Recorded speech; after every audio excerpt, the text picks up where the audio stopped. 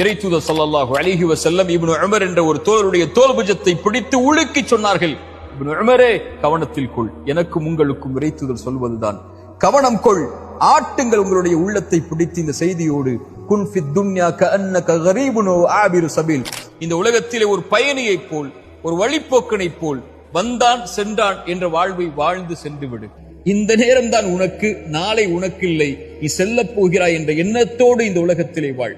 அந்த தோழர் இப்னு உமர் விளக்கம் சொன்னார்கள் தன்னுடைய மாணவர்களுக்கு இறைத்தூதருடைய இந்த செய்தியை, காலை வந்தால் மாலை எதிர்பார்க்காதே, மாலை வந்தால் காலை எதிர்பார்க்காதே, நோய்க்கு முன்னால் சுகத்தை தேடிக்கொள், மரணத்திற்கு முன்னால் வாழ்ந்து கொள் என்று அந்த தோழர் விளக்கம் சொன்னார்கள்.